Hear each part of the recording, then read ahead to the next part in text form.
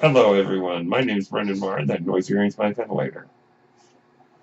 And welcome to Page Turner's They Were Not, my Star Wars podcast, on this very special day. I don't normally do podcasts on Saturday, but today is a special day. Today is May the 4th, Star Wars Day. So, in honor of such a day, let me be the first to say, May the 4th be with you.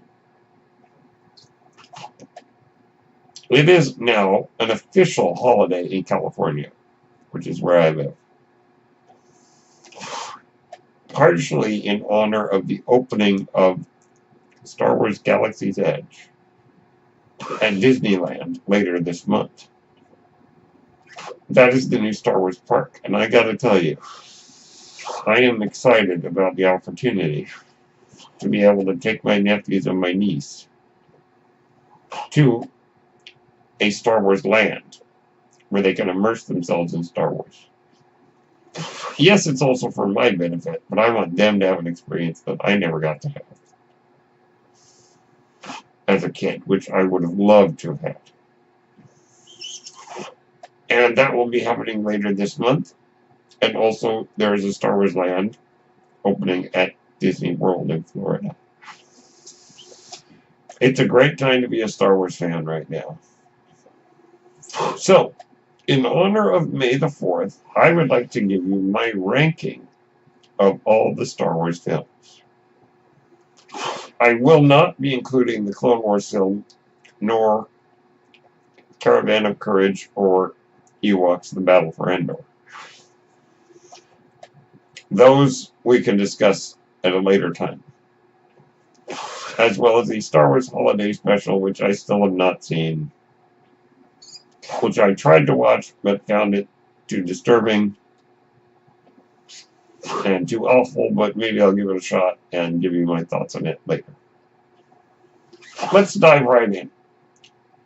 We're going to start actually at the top, going from top to bottom. My number one favorite Star Wars movie is The Empire Strikes Back. This is a very popular choice among a lot of fans. Let me just give you a brief telling of why. The original film is marvelous. And I think The Empire Strikes Back takes the ideas presented in Star Wars and expands upon them to create a deeper, darker, and ultimately more meaningful experience. New layers are added to the story. This is where Darth Vader goes beyond just being a stuck villain into being one of the great movie villains of all time. And not just villains, but great movie characters. You'll see that there is more to him than just a man in a suit. So we get that. We get the introduction of Yoda, who's one of my favorite Star Wars characters. We get to see new worlds and new locations, and we also, I think, get the best of all the Star Wars movies scores. I think John Williams does his best work in Empire.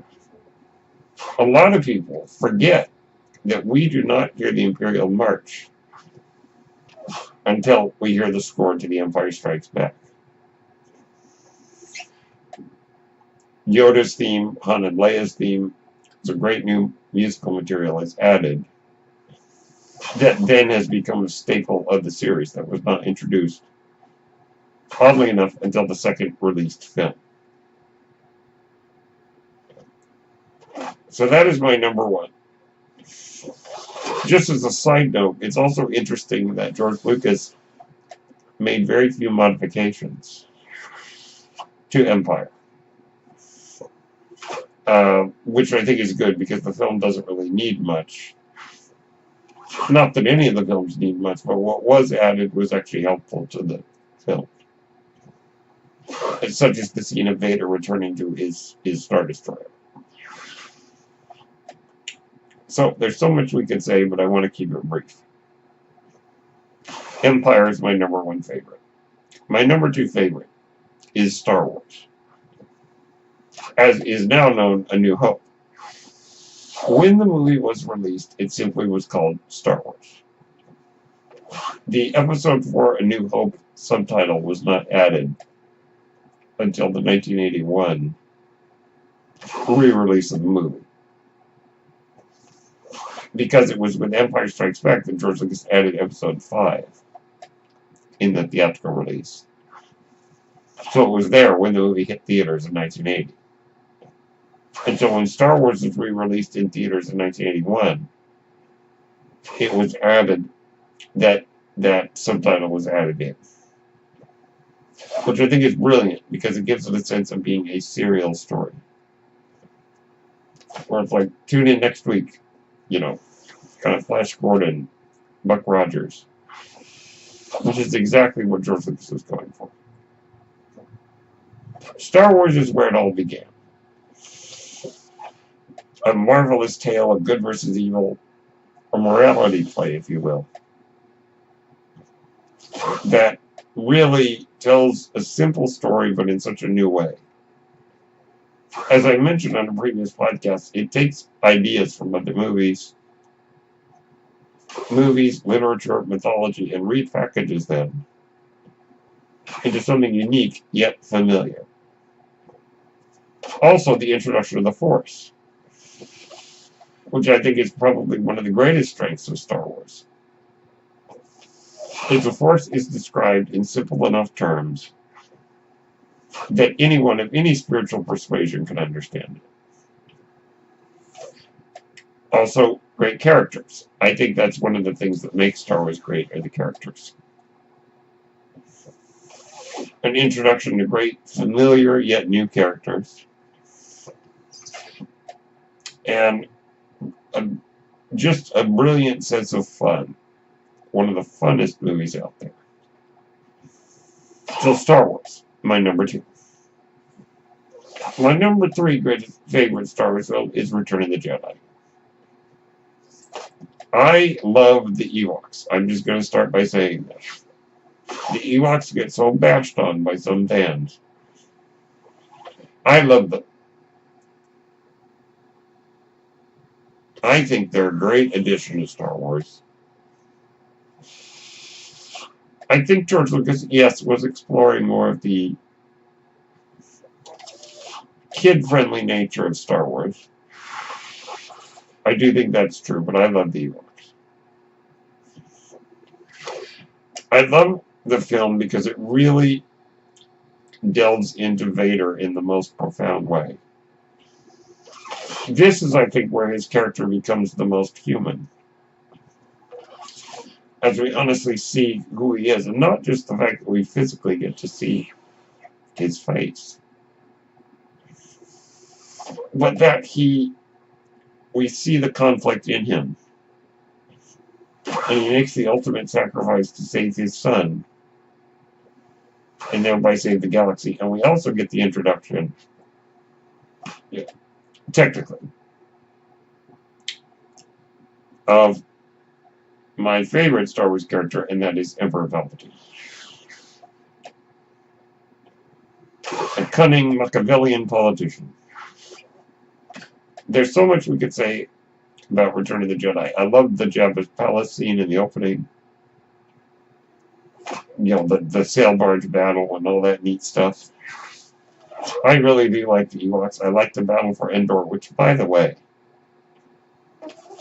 the special effects in the Battle of Endor have aged so well that very little tampering was done to them. In fact, I think the only thing George Lucas added was the ring exploding out of the Death Star. And the battle is brilliant and done with old-fashioned practical effects in a way that I think will never be equaled in terms of its scale. It's absolutely brilliant. Yet again, John Williams introduces some new and amazing Star Wars themes. And yet again, it expands the universe, and it's just so much fun. And I think a fitting end to the story. My number 4 favorite Star Wars film is The Last Jedi. I love The Last Jedi because I think what it does with the characters of Rey and Kylo Ren is brilliant. And with Luke. I happen to like what they did with Luke. And I think Mark Hamill gives his best performance he's ever given in this film. But I think the real strength of the movie is Kylo Ren. I think the ultimate story of the sequel trilogy will be the story of Kylo Ren. Kylo is conflicted. Kylo is desperate for help. I think he's burnt his bridges, unfortunately. He had the opportunity to join Rey and do the right thing, but he turned again to the dark side. The tragedy of Kylo Ren, the tragedy of Ben Solo, I think is really the strength of this film, and it does it so well in the movie. Yes, there are some things that do not work, but I think, for the most part, that is what draws me to the film. Particularly the forced bond between Kylo Ren and Rey. Those conversations they have and the interactions they have are fascinating. So The Last Jedi is my number 4 favorite Star Wars film. Number 5, Solo. Solo is a good old-fashioned rip-roaring adventure. Now, the debate about whether or not we needed this film, I think, is silly because, okay, yeah, they could have done a movie that expanded upon the universe instead of filling in the backstory of Han Solo. Yes, that's true. But the film, for me, is a lot of fun with a great musical score by John Powell. John Williams contributed the main theme, the theme of Han Solo himself, called, I think, The Adventures of Han. John Powell, the Oscar-nominated composer of How to Train Your Dragon, took the theme that John Williams made and made a new score and created some great themes. Whether it's Enfys Nest's Marauders, that theme is great. Or the love theme between Han and Kira, which is like something out of an opera. Out of an opera like Puccini's Turandot, which I actually got to see last year at San Francisco Opera, which was amazing. The score is great. I think it introduces some neat new characters. I have a Star Wars Black Series figure of Tobias Beckett, Woody Harrelson's character, up on my wall. I'm looking at it right now. Also, we have L337. We have young Lando, played brilliantly by Donald Glover. We have the mystery of the character of Kira. We have some really great stuff. And I think Alden Ehrenreich does a good job as young Han. So Solo, my 5th favorite Star Wars film. Number 6, The Force Awakens. Now, this is a close one between the next one on our list, but we'll get there in a minute. The Force Awakens is a great addition to the Star Wars universe. Very similar to the original film, yes. But I think the director, that was his way of sort of easing the audience back into Star Wars. And I really enjoy it. Yet again, John Williams delivers a great score. It's got a great use of visual effects that are both practical and CGI. A good blend, which I think is what we needed. Some great callbacks to the original Star Wars, but also introducing great new characters. Finn, need I say more? Rey, Kylo Ren, BB-8, Maz Kanata is one of my favorite characters. Just it really revitalizing Star Wars in a big way. And it was so wonderful to get a good Star Wars film after kind of a slump. And yet again, I say I'm a prequelist, so I'm not going to rag on the prequels. But I think The Force Awakens really brought back what was lacking in Star Wars. Good characters, good writing, good acting, good directing. And really is just a whole lot of fun. So The Force Awakens, my number 6. Number 7, Rogue One. Now this is a very close call with The Force Awakens. There are days I like The Force Awakens better than Rogue One. There are days I like Rogue One better than The Force Awakens. But today, Rogue One, my number 7. Rogue One is a great film because it demonstrated that you could have a successful Star Wars film that did not tell the story of any of our familiar characters. It introduced some great new characters, my favorite being the blind monk, Chirrut Imwe, played brilliantly by Donnie Yen. And of course his bodyguard, Baze Malbus, another great character. K2SO, a lot of people's favorite droid. Another sassy droid. The Star Wars films lately have been very good at introducing new droids that really get people's attention. We'll see what this new little droid in The Rise of Skywalker will be like. K2 is a great character. I'm excited that there is going to be a Disney streaming series about Cassian Andor. That's Diego Luna's character. And his adventures prior to the events of Rogue One.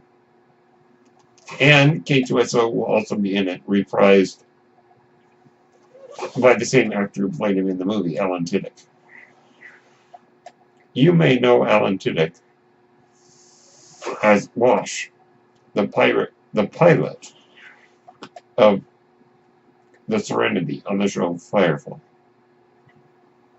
Also a great voice actor in a lot of Disney movies.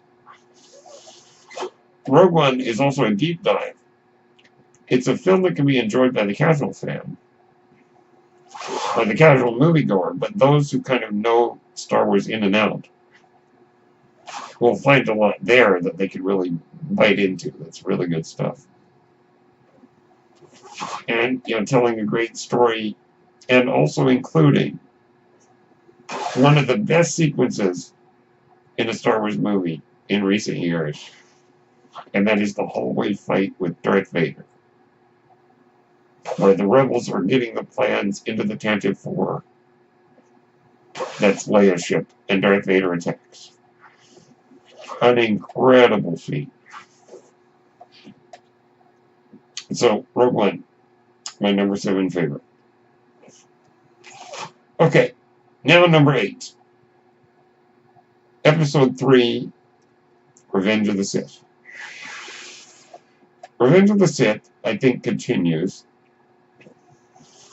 some of the weaknesses of the prequel trilogy.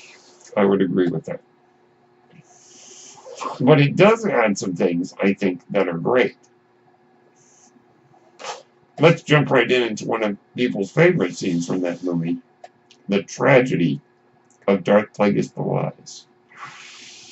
This is the story that Palpatine tells Anakin to lure him to the dark side. We learn in other canon materials that it is not, in fact, a Sith legend, but Palpatine telling the story of his own master. Darth Plagueis was Palpatine's master, and the apprentice who killed him in his sleep was Palpatine himself. That scene is one of my favorite scenes in all of Star Wars. The one thing I cannot fault in the prequels is Ian McDiarmid as Palpatine. Truly Machiavellian, pulling all the strings with such deadly precision. And yet he's charismatic. You're attracted to him. Kind of, like how evil politicians become dictators. They have that charisma. Palpatine is no different. Revenge of the Sith, also, yet again, good music with John Williams. Yet again, has some great scenes like the Battle of Coruscant in the beginning. Palpatine's portrayal of Dooku is kind of interesting. And just, there's a lot there that I think kind of makes up for some of the mistakes in the other two movies. Is the movie perfect? No, but I enjoy it for what it is. And I think that it really adds a lot of layers that were kind of lacking in the other two, that were sorely needed. So Revenge of the Sith, my 8th favorite Star Wars film. 9th favorite, The Phantom Menace. I have to admit,